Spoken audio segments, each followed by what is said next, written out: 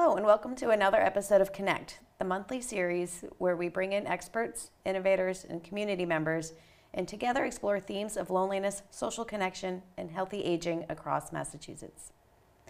I'm Nikki Schultz, Executive Director of Little Brothers Friends of the Elderly, filling in for Sandra Harris. As we continue to address the loneliness epidemic, we learn more and more about the complexities of finding and offering solutions. Addressing loneliness is such a complicated challenge because loneliness results from a mix of causes, often different from one person to another. In this episode, we'll take another angle. This month, we look at what leads to a satisfying human experience. Today, we shift our cultural mindset to better understand factors leading to a happier, more satisfying life. What is happiness? In the end, what makes life worth living? And how does it bear witness to the importance of human connections? Built on the bedrock of scientific research that spans over a period of 80+ years, The Good Life reveals who winds up happy in life. I'm excited to have with me today Dr. Robert Waldinger, a professor of psychiatry at Harvard Medical School. Dr. Waldinger is the fourth director of the Harvard Study of Adult Development, a scientific endeavor that began in 1938. He's also the director of the program in psychodynamic therapy at Mass General Hospital. Bob is a practicing psychiatrist and Zen master who teaches meditation worldwide. Welcome, Bob, and thanks for being with us today. It's great to be here. So for over 84 years, you've studied and tracked the lives of two groups of teenage adults, watching their lives unfold through time. How and why did this work begin? Well, it began as two studies that didn't even know about each other. They were both started at Harvard. One was started at Harvard University Student Health Service. It was a study of undergraduate, sophomore young men, 19 years old, chosen by their deans as fine, upstanding specimens. And it was meant to be a study of normal development from adolescence to young adulthood. Now, of course, we smile and, think about, if you're going to study normal development, you don't just study white males from Harvard, but at that time, that's what they wanted to do. The other study was started at Harvard Law School by a professor named Sheldon Gluck and his wife Eleanor Gluck, who was a social worker. Also in 1938, they were interested in juvenile delinquency, but particularly in how some children managed to stay out of trouble, managed to stay on good developmental paths, even though they were born into families that were not just poor, but families known for social service problems, for example, domestic violence, parental mental illness. How did these kids, born with so many strikes against them, stay on good paths? So we combined those two groups into a study of 724 originally men, and then we brought in all their wives, and then we brought in all their children, more than half of whom are women. So now we have good gender balance, and we've followed them for 85 years. Wow, that's incredible. And how did you track and measure the same individuals and their well-being over all of these years? Was it simply by interviews and questionnaires, or how did you keep track of people for so long? Well, that's what we started with. We started with interviews and questionnaires. We also did physical examinations of all the young men.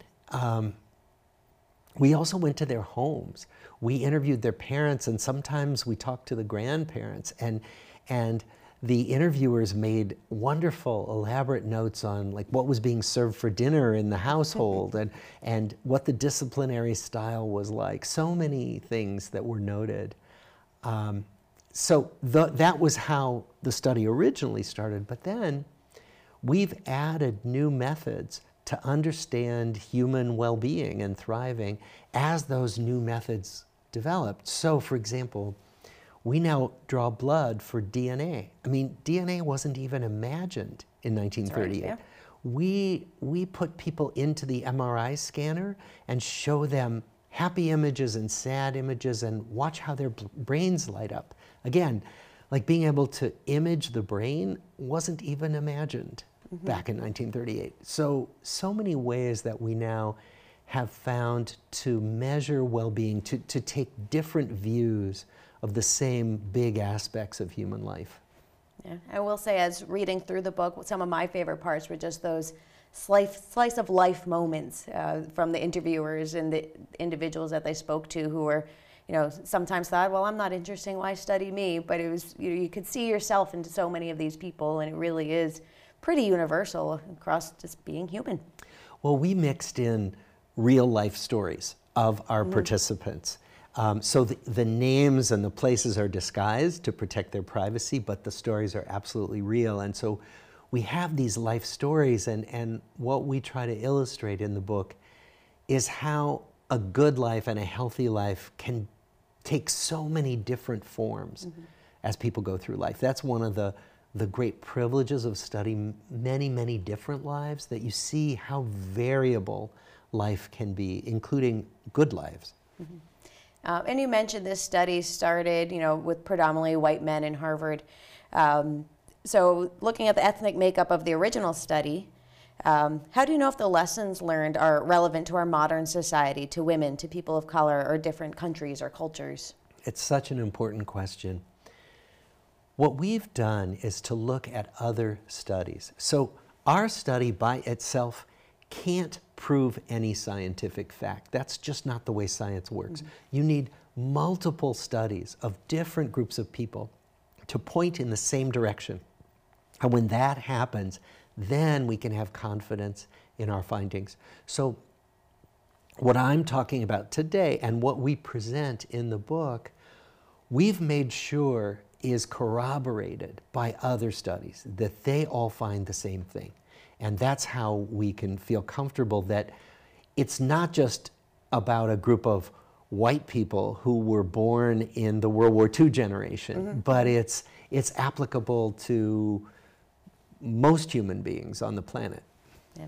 And I imagine, having been in this game for 84 years, you probably have connections to many different studies around the world to corroborate these findings. Yes, it's a small club.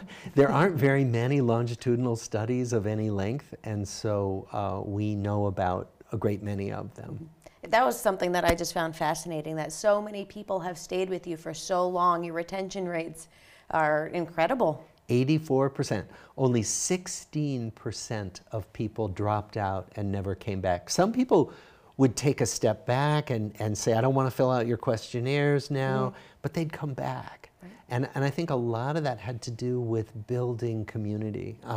We would send thank you notes when people returned their questionnaires. We'd send birthday cards. We found them doctors when they needed medical help. Oh, wow. So we really made an effort to create a community of this group of people. Right, and really speaking to people not just as study subjects. Exactly. Yeah. And so what's the answer? What keeps us happy and healthy?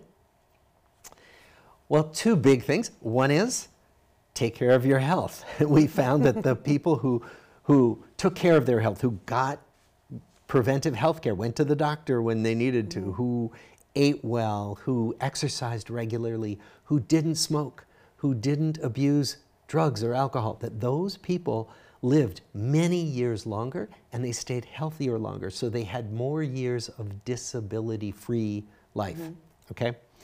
That's not a surprise. I mean, our grandmothers could have told us that. Right. Take care of yourself. But the thing that surprised us was this finding that the people who lived the longest and stayed healthiest had the best connections with other people. They were more connected, they were more warmly connected to others, and they prioritized their relationships. And when we found that, at first we didn't believe it, because it stands to reason that if you were happier in your relationships, you'd be happier in general.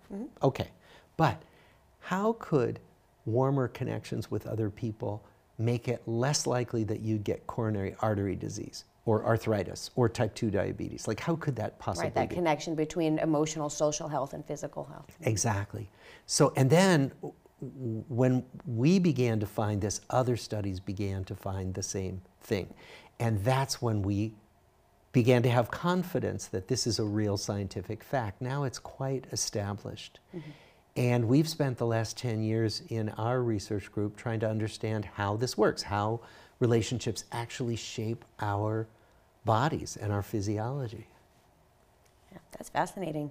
And when we look at these relationships that are going to make us healthier and maybe even live longer, what does a meaningful and good relationship look like? Is there a recipe to building this type of life-affirming relationship? There's no single recipe, but it's a great question. And so we find some common threads. So one is that the best relationships are relationships where we can be authentic with each other, where we don't have to hide really big aspects of who we are. Another is that the best relationships are where people find ways to work out disagreements. That almost all relationships have disagreements. That's not a problem, that's normal. So the real question is, how do you work them out? And if you can work them out in a way where both people feel okay, you know, nobody feels like they lost, or, you know, they emerge feeling hurt or wounded, those are the best, most stable relationships. And I think another thread that we find in relationships that last a long time is that people are interested in how the other person changes, and they accept change. So if you think about it, like, you know, we change so much over the course of our lives, and including adult life. Like, we used to think, well, I'm in my 20s, if I find my work and I find my partner, I'm done. I am who I am. My personality is what it is. But when we follow people's lives, and if you just check in with yourself, you know, I'm so different now than I was 20 years ago or 40 years ago. So different. So the people in the best relationships are the people who notice that in each other and accept it, rather than saying, you can't change. You know, I mean, think about it when we, you know, if you have a romantic partner and you say, I didn't sign up for you changing during the course of our marriage. Well, you know, the best partnerships are ones where we embrace change and support each other in changing. You know, that could be friendships, it could be relatives. You describe two major predictors of happiness as frequency and quality of contact with other people. We live in such a complicated, fast-paced, ever-changing world. How does one meet this challenge? How do you know, when you've got so many responsibilities and you're busy, how do you maintain that quality and frequency of relationships? Well, we have a concept in the book that we call social fitness, and we use that phrase because we feel like the best way to do this is to think of it like physical fitness. Think of it as a practice that you do. So if you exercise today, you don't go back home and say, good, I'm done. I don't ever have to exercise again in my life, right? If only it worked that way. Yeah, right. Wouldn't that be great? But it's always an ongoing practice. And what we find is that the people who really do this well and thrive in their relationships are the people who make relationships a priority every day, every week. So what that means is small actions. It doesn't have to be big. It could be sending a little text or a note, or calling someone on the phone, or stopping by to say hello, you know, and just say, hi, I just wanted to connect. I was thinking of you. If you do that regularly, and particularly if you make dates to talk to people or see people who you want to keep current in your life, that those are the ways to keep the relationships vibrant. That, by contrast, what we saw for some people who had perfectly good relationships when they were young is that these good relationships would wither away from neglect. There was nothing wrong in the friendships. It was just that they weren't tended to. So what we're noticing in our study, you know, thousands of lives, is that taking care of our relationships through small actions every day, every week, every month, that's the way to keep your relational health good. And and as I was reading through the book, getting to certain parts, I was texting my friend, just call and say hello, just remembering, just like, if I can do something today, it's just texting hello to everyone and see what opens up. And my social schedule's been a little overbearing since reading this book, but maybe it'll level out eventually. Because it doesn't take much effort, right? Not at all. People want to be remembered and thought of, right? And they love it. You know, some people won't write back to you, or they won't seem enthusiastic, but most people will be thrilled when you reach out. My husband and I, not an argument, but we talk about this a lot. And he's like, oh, I don't talk to people I haven't seen in a long time because they probably don't remember me. Yeah. And he's like, oh, I just assume everyone remembers me, and if they don't, they will.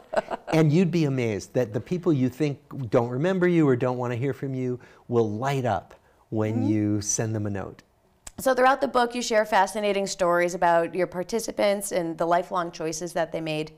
Based on your work, are you now able to predict those in midlife who have the best chance for late life happiness?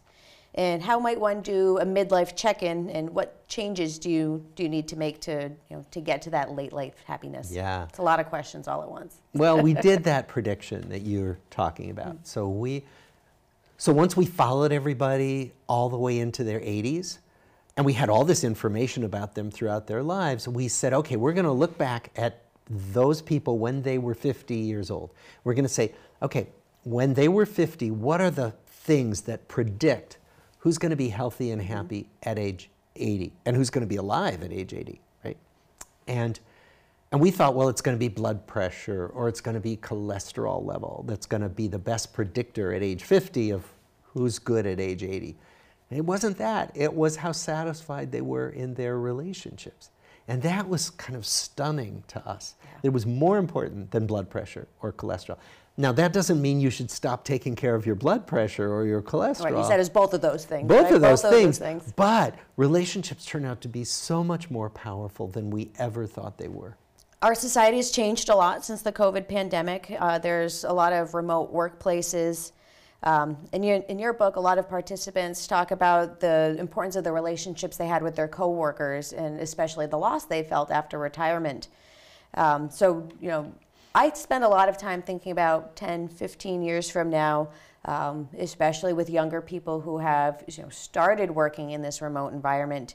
How do you propose a remote workforce build up those relationships and those connections? Yeah. We're all wondering about that. We're all worried about it. Yeah. And keeps me up at night. Yeah. That's the number one thing that keeps me up at night these days. Yeah. My son has a new job where he's entirely remote. He can work from anywhere. And that sounds great, except he doesn't know his coworkers. So I think that we're going to need to be more intentional about creating opportunities to get to know each other. What we know from good research is that when you have a friend at work, when you have just one person who you can talk to about your personal life, you're so much happier, you're so much better at your job, you're so much less likely to leave your job.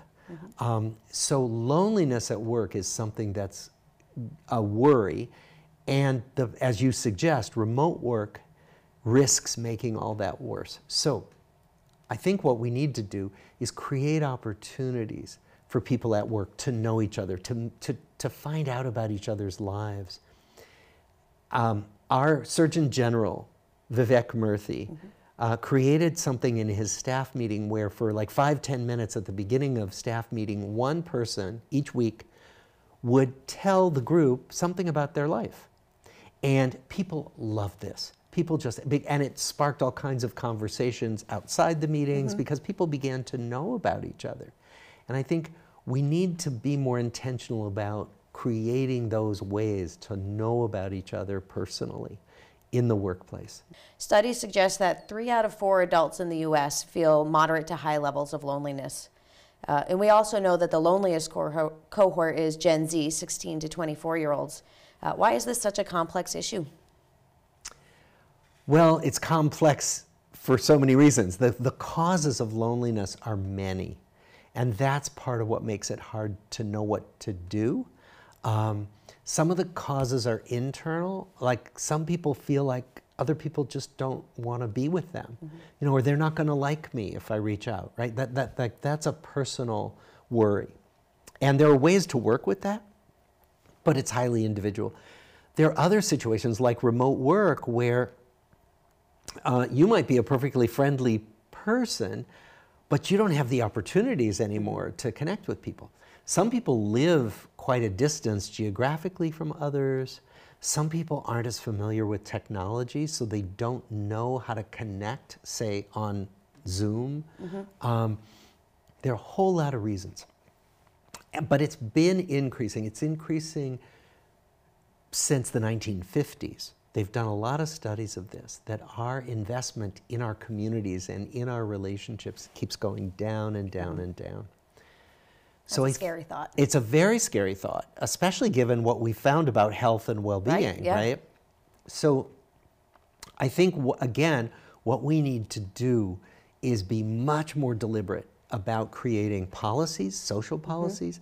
This is where the Surgeon General's work is so important. He's made it a center of his tenure as Surgeon General to talk about and address the issue of loneliness. Yeah, he's another champion of addressing the loneliness epidemic.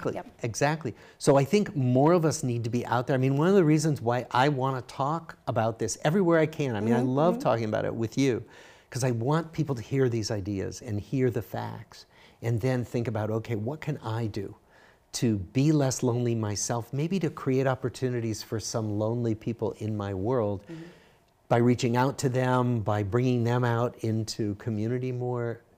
What can we all do together to work on this? And I think that's really important. I remember when I was a kid, someone down the street had like annual block parties and all the neighbors got together.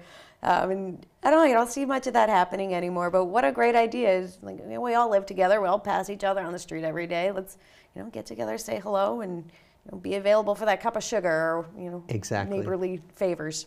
Exactly. So you've kind of already answered this, but what advice would you give to someone watching today who's living in loneliness, or someone who does not identify as being in a meaningful relationship? How do you get over that hump?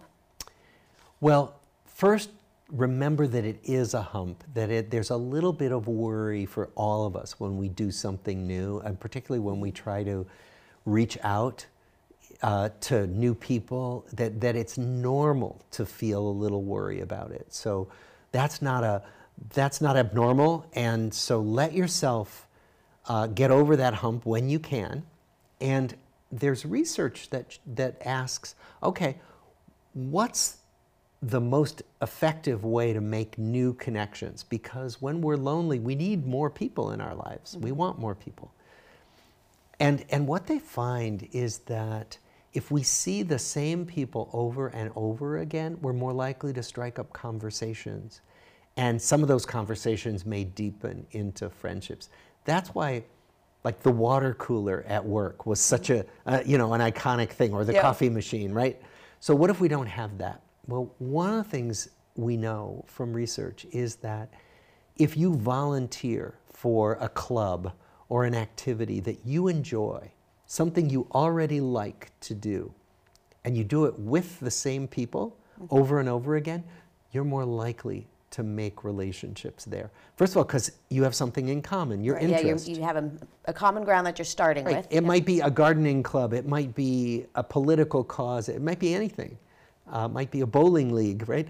But that when we do that, we're more likely to develop new relationships. The other thing we find is that if we can find a way to be of service to other people, it makes us feel better, it helps other people, and it often creates new relationships. So, for example, they've paired older adults with preschool kids, and the older adults read to the preschoolers, and everybody loves it, right? Or I'm a big fan of intergenerational programs. Yeah. That's what we do at LBFE. So you're speaking my language right now. Yeah. And like, some people teach English as a second language, or some people tutor children on their, help them with their homework. And so many kids need that. And it allows us to feel useful, because we all need to feel useful. And it often then brings us into contact with new people.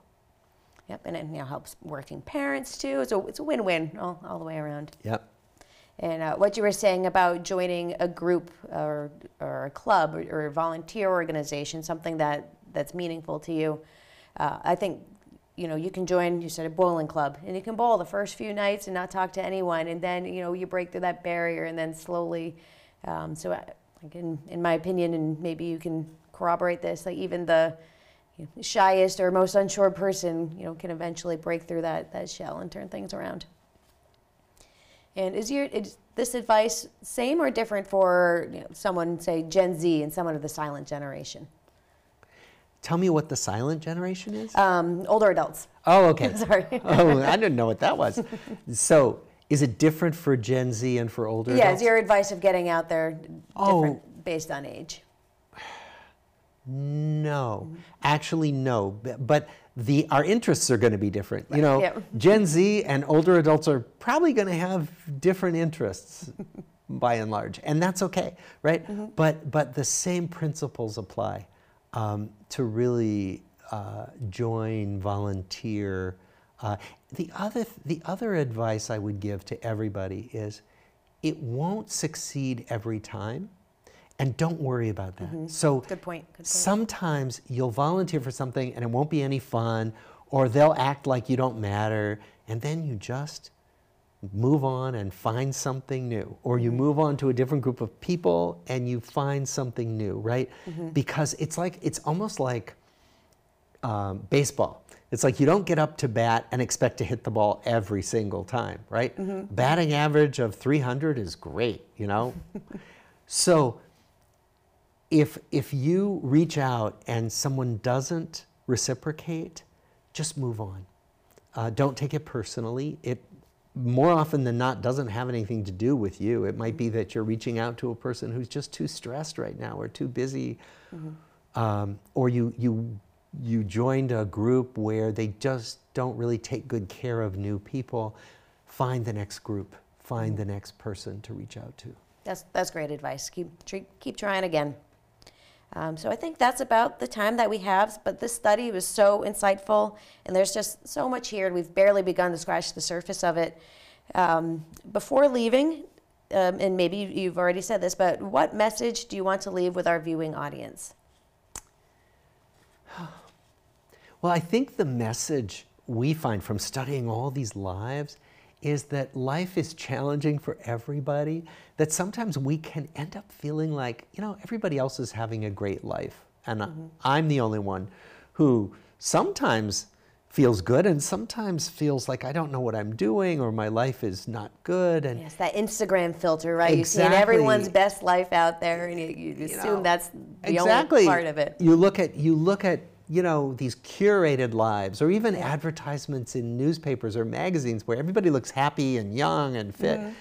Life isn't like that for most of us. And when we follow thousands of lives, life is challenging for everybody. Life has ups and downs for everybody. And I just want to name that, because sometimes it's easy to imagine that if you just do all the right stuff, you'll be happy all the time. And if you're not happy all the time, you're not doing the right stuff. That's not true. It's just all trial and error all the time. Yeah, and that's a great reminder for everyone. We're all just doing our best, right? Yeah. But, well, thank you, Bob, for your wisdom. I wish you and your colleagues 84 more years of studying the human experience. And thanks to our audience. You can learn more about the lessons learned in the newly released The Good Life. I also invite you to check out Bob's TED Talk, which you can find on YouTube. Thanks again, and join us next month for another episode of Connect. Until then, let's commit to being happy. Let's treasure our relationships, and let's reach out to our loved ones and neighbors, especially those living alone. Visit us at endlonelinessma.com to watch past episodes of Connect, learn more about the task force, and how you can become involved in our work.